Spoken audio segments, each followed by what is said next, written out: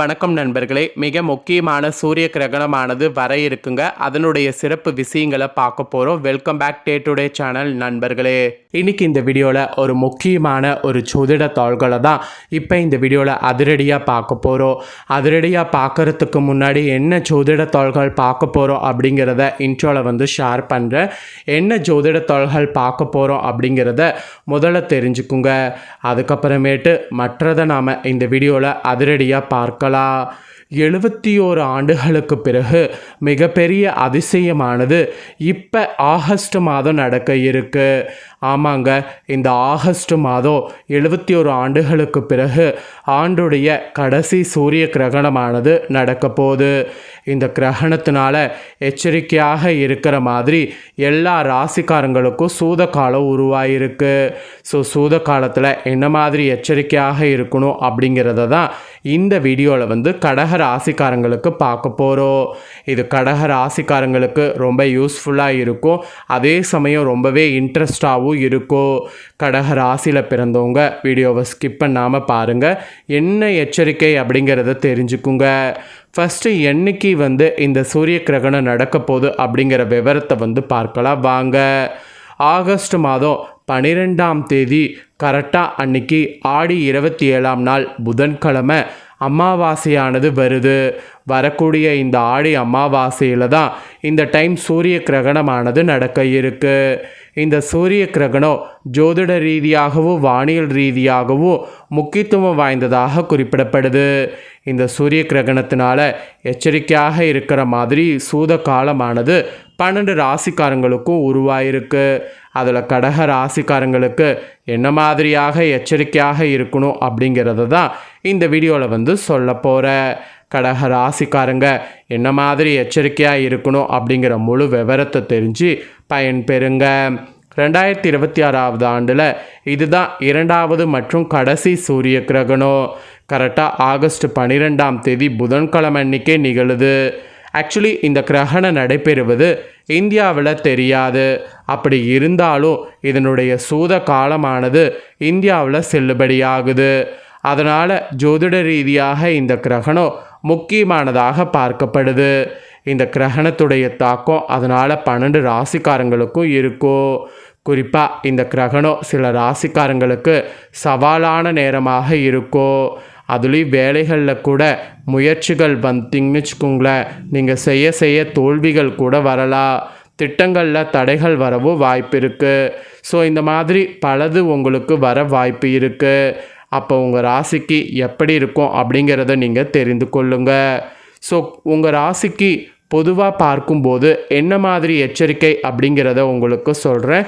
என்ன மாதிரி எச்சரிக்கை அப்படிங்கிறத பொதுவாக தெரிஞ்சுக்குங்க. அதுக்கப்புறம் கிரகநிலைகளால் என்ன மாதிரியாக இருக்கணும் அப்படிங்கிறத தெளிவாகவே உங்களுக்கு ஷேர் பண்ணுறேன். கடக ராசியில் பிறந்த நேயர்களுக்கு சில சிக்கல்களை இந்த கிரகணத்தினால சந்திக்க நேர்ற மாதிரி சூழ்நிலை உருவாயிருக்கு. இந்த நேரத்தில் அதனால் உங்கள் ராசிக்கு ஃபஸ்ட்டு தேவைப்படுவது பொறுமை. இந்த நேரத்தில் பொறுமை ரொம்ப ரொம்ப ரொம்ப ரொம்ப அவசியம். உங்கள் திருமண வாழ்வில் கருத்து வேறுபாடுகள் வரலாம்.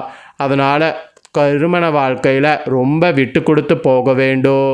எந்த ஒரு புதிய முயற்சியும் தொடங்கிறதுக்கு முன்னாடி அனுபவம் வாய்ந்தவர்களுடைய ஆலோசனை பெறுவது நல்லது.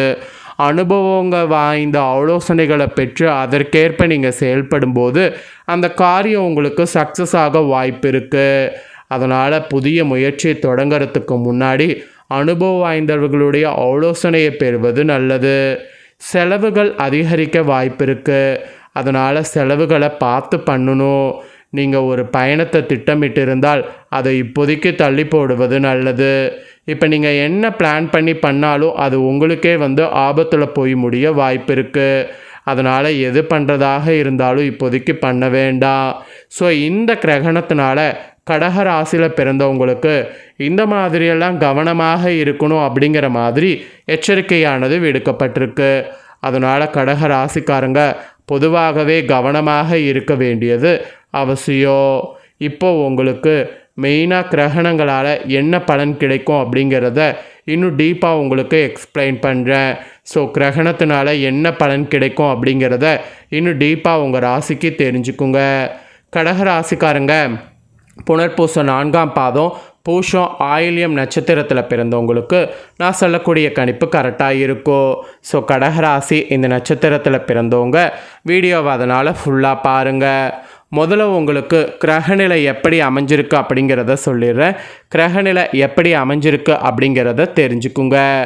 இந்த கிரகணத்தின் போது உங்கள் ராசியில் சூரியன், தனவாக்கு குடும்பஸ்தானத்தில் கேது, தைரிய வீரியஸ்தானத்தில் சந்திரன், செவ்வாய், அஷ்டமஸ்தானத்தில் சனி வகரத்தோடு ராகு, அயனசைன போகஸ்தானத்தில் புதன், குரு, சுக்கிரன், இந்த மாதிரி கிரகநிலைகள் உங்களுக்கு அமைகிறது.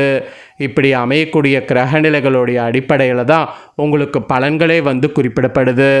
ஸோ இப்போ பலன்கள் தெளிவாக ஷேர் பண்ணுற என்ன பலன் அப்படிங்கிறத நோட் பண்ணிக்குங்க. நடைபெறக்கூடிய இந்த சூரிய கிரகணத்தினால எடுத்த காரியத்தை செய்து முடிக்கிறதுல நிறைய தடங்கல்கள் வரும். அதனால் பொறுமையை இழக்காமல் இருக்க வேண்டும். சுப செலவுகள் நீங்கள் செய்யணும்னு நினைத்தாதான் செய்ய முடியும், இல்லைனா செய்ய முடியாது. வேலை காரணமாக வீட்டை விட்டு வெளியில் தங்க வேண்டிய சூழ்நிலை வரும். அதனால் நீங்கள் எது பண்ணுறதாக இருந்தாலும் திட்டமிடணும். அப்போ தான் பின்னடைவு ஏற்படாமல் தப்பிக்க முடியும். பணவரவு எதிர்பார்த்தபடி இருக்கும். பெரியவர்களுடைய நேசமானது கிடைக்கும். வாகன யோகம் உண்டாகும். அதனால் இந்த யோகத்தை பயன்படுத்தி வாகனம் போன்ற விஷயங்களில் இன்வெஸ்ட் பண்ணலாம். அப்புறம் தொழில் வியாபாரம் தொடர்பாக வாக்குவன்மையால் சிறப்பாக எல்லாம் நடக்கும். பழைய பாக்கிகள் கூட வசூலாகும். புதிய வாடிக்கையாளர்கள் கிடைப்பாங்க. அப்படி கிடைக்கக்கூடிய வாடிக்கையாளர்கள் வைத்து அடுத்தடுத்த கட்டத்துக்கு போக முயற்சி பண்ணுங்க. அப்புறம் உத்தியோக தொடர்பான பயணங்கள் நிறைய செல்ல வாய்ப்புகள் நேரும். அது மட்டும் இல்லாமல் உத்தியோகத்தில் புத்திசாதுரியத்தோடு நடந்து கொண்டிங்கன்னா மேல் அதிகாரிகள் கொடுத்த வேலையை சிறப்பாக செய்து முடிக்கிற மாதிரி ஒரு பாசிட்டிவான சூழ்நிலை உருவாகும். குடும்பத்தில் இருந்த குழப்பங்கள்லாம் நீங்கும். கணவன் மனைவிக்கிடையே இருந்த மன வருத்தம் நீங்கும். பிள்ளைகளுக்கு தேவையான பொருட்கள் வாங்கி கொடுக்கறதா இருந்தால் கொடுக்கலாம். அப்படி நீங்கள் கொடுத்தீங்கன்னா இப்போ அவங்க மூலிமா மகிழ்ச்சி உங்களுக்கும் கிடைக்கும், அவங்களுக்கும் கிடைக்கும். பெண்களுக்கு கூட காரியங்களில் இருந்த பின்னடைவு நீங்கும். எதிர்பார்த்த பணவரவு இருக்கும். ஆனால் அந்த பணவரவை சுப பணவரவாக வைத்துக்குங்க, இல்லைனா விரயமாகும். அரசியல்வாதிகள் கூட கோஷ்டி பூசலை தாண்டி சாதிப்பீங்க. கலைத்துறையில் இருக்கிறவங்க யதார்த்தமான படைப்புகளால் அனைவரினுடைய கவனத்தையே ஈர்ப்பாங்க. ஸோ இந்த மாதிரியெல்லாம் நிறைய மாற்றங்கள் ஏற்படும். மாணவர்களுக்கு கூட புத்தி சாதுரியம் வெளிப்படும். கல்வியில் இருந்த தொய்வு நீங்கும். இந்த மாதிரி முழுமையாக பார்த்தீங்கன்னு வச்சுக்கோங்களேன், உங்களுக்கு பலன்களை குறிப்பிடலாம். ஸோ முழுமையாக இந்த கிரகணத்தினால என்ன பலன் கிடைக்குமோ அதை தெளிவாக உங்களுக்கு ஷேர் பண்ணியிருக்கேன். ஷேர் பண்ணதை கடக ராசிக்காரங்க இந்த வீடியோவில் நீங்கள் தெரிஞ்சிருப்பீங்க. தெரிஞ்சதுக்கேற்ப நடந்து பயன் பெறுங்க. என்ன கடக ராசிக்காரங்களே, உங்களோட ராசிக்கு சூரிய கிரகணத்தினால என்ன மாதிரியான தாக்கம் ஏற்படும் அப்படிங்கிறத தெரிஞ்சுக்கிட்டிங்களா? இதற்கேற்ப நடந்து பலன் பெறுங்க. உங்கள் ஃப்ரெண்ட்ஸ் ஃபேமிலிக்கும் லைக் பண்ணி ஷேர் பண்ணுங்கள். அவங்களும் வீடியோ பார்த்து பலன் பெறட்டும். இதே போல் புதிய தகவல்களை தெரிந்து கொள்ள சேனலை சப்ஸ்கிரைப் பண்ணுங்கள், கூட பெல் பண்ண ப்ரெஸ் பண்ணுங்கள். நெக்ஸ்ட்டு சுவாரஸ்யமாக இதே போல் வேறொரு வீடியோவில் உங்களை சந்திக்கிறேன்.